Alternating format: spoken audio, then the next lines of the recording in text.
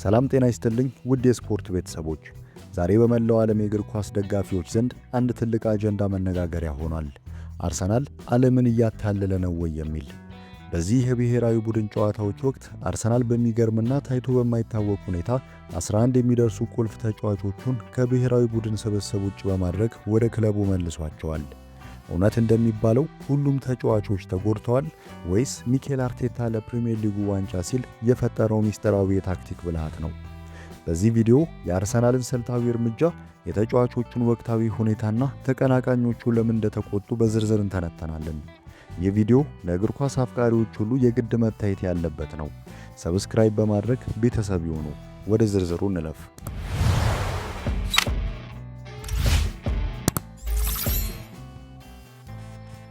ሚኬል አርቴታ አሁን ላይ ከማንም በላይ ብልጥ እየሆነ መጥቷል።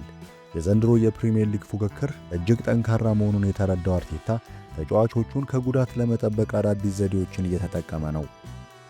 ቡካዮ ሳካ፣ ዴክላን ራይስ፣ ጋብሪኤል ማጋሌሽ፣ ዊሊያም ሳሊባና ሌሎችም 7 ተጫዋቾች በድምሩ 11 የአርሰናል ከዋክብት ጉዳት አለብን በሚል ምክንያት ወደ ለንደን ተመልሰዋል። ብዙዎች ይህንን እርምጃ የአርቴታ ማስተር ፕላን ይሉታል። ምክንያቱም አርሰናል ከብሔራዊ ቡድን ጨዋታዎች በኋላ እጅግ ወሳኝ የሆኑ የሊግ ጨዋታዎች ይጠብቁታል። ተጫዋቾቹ በነፃነት ረፍት እንዲያገኙና ለቀጣዩ ትልቅ ትግል እንዲዘጋጁ የማድረግ ስልት ይመስላል። ይህ በእውነት ፍትሃዊ ነው ወይስ የክለቦች ስልጣን በብሔራዊ ቡድን ላይ የጠነከረ መምጣቱን ያሳያል? የአርሰናል ደጋፊዎች እንደሚሉት ይህ አዲስ ነገር አይደለም። ታላቁ ሰር አሌክስ ፈርጉሰንም በማንቸስተር ዩናይትድ ቆይታቸው ይህንን ዘዴ በተደጋጋሚ ይጠቀሙበት ነበር። ፈርጉሰን ቁልፍ ተጫዋቾቻቸው በማይጠቅሙ የወዳጅነት ጨዋታዎች ላይ ተሳትፎ እንዳይጎዱባቸው ጉዳት አለባቸው በሚል ምክንያት ከብሔራዊ ቡድን እንዲቀነሱ ያደርጉ ነበር። አርቴታ አሁን እያደረገ ያለውም ይህንኑ ነው። ወዳጅነት የሚባሉና ለውጤት የማይጠቅሙ ጨዋታዎች ላይ ተጫዋቾቻችንን ማርከም የዋንጫ ጉዞውን ሊያስተጓጉል ይችላል በሚል እነዚህን ተጫዋቾች ወደ ክለቦቻቸው እንዲመለሱ አድርገዋል። ለምሳሌ ያክል የባርሴሎናውን ራፊናን ብንመለከት በብሔራዊ ቡድን ጨዋታ ላይ ተሳትፎ ለ5 ሳምንታት የሚቆይ ከባድ ጉዳት አስተናግዷል። አርሰናል ግን ተጫዋቾቹን ከዚህ አደጋ ታድጓቸዋል። የአርሰናል ተቀናቃኞች ለምን እንደተቆጡ አሁን ግልጽ የሆነ ይመስላል። እርግጥ ነው ሁሉም ዜናዎች የውሸት አይደሉም።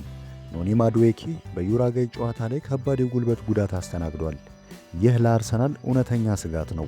እንዲሁም ማርቲን ኦዴጋርድና ዩሪያን ቲምበር አሁንም ከጉዳታቸው ሙሉ በሙሉ አላገገሙም። ነገር ግን እንደ ቡካዮ ሳካና ዴክላን ራይስ ያሉ ተጫዋቾች ለጥንቃቄ ሲባል መመለሳቸው የአርሰናልን የሕክምና ቡድን ሥራ ጥያቄ ውስጥ ይጥላል።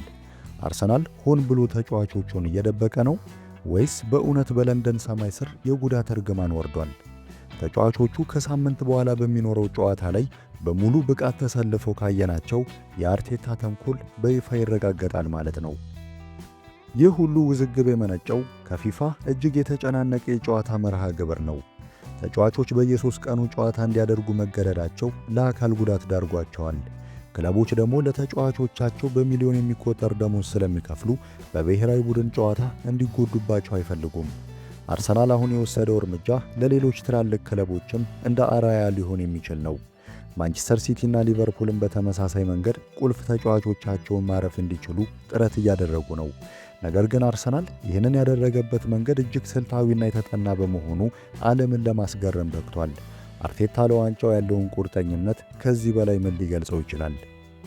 ውድ የስፖርት ቤተሰቦች፣ ዛሬ ስለ አርሰናል ሚስጥራዊ እንቅስቃሴ ግልጽና ቀጥተኛ በሆነ መልኩ ተመልክተናል። አርሰናል በ9 ነጥብ ልዩነት እየመራ ቢሆንም አርቴታ ግን ለአንድ አፍታ እንኳን መዘናጋት አይፈልግም። ተጫዋቾቹን ከብሔራዊ ቡድን ሰብስቦ ለሳምንቱ መጨረሻ ጨዋታ ማዘጋጀቱ ትልቅ ድፍረት ቢሆንም የዋንጫው ባለቤት ከሆነ ግን ታሪክ ይዘክረዋል። እናንተስ ምን ታስባላችሁ? አርሰናል ተጫዋቾቹን ከብሔራዊ ቡድን ማስቀረቱ ተገቢ ነው ወይስ ሌሎች ክለቦች እንደሚሉት ማታለል ነው? አርቴታ በዚህ ዘዴው ፕሪሚየር ሊጉን ማንሳት ይችላል? ሐሳባችሁን በኮሜንት መስጫው ላይ አጋሩን። ቪዲዮን ከወደዳችሁት ላይክ በማድረግ ለጓደኞቻችሁ አጋሩ። ሰብስክራይብ ማድረጋችሁን እንዳትረሱ። በቀጣይ ቪዲዮ እስከምንገናኝ ቸርን ሰንብት።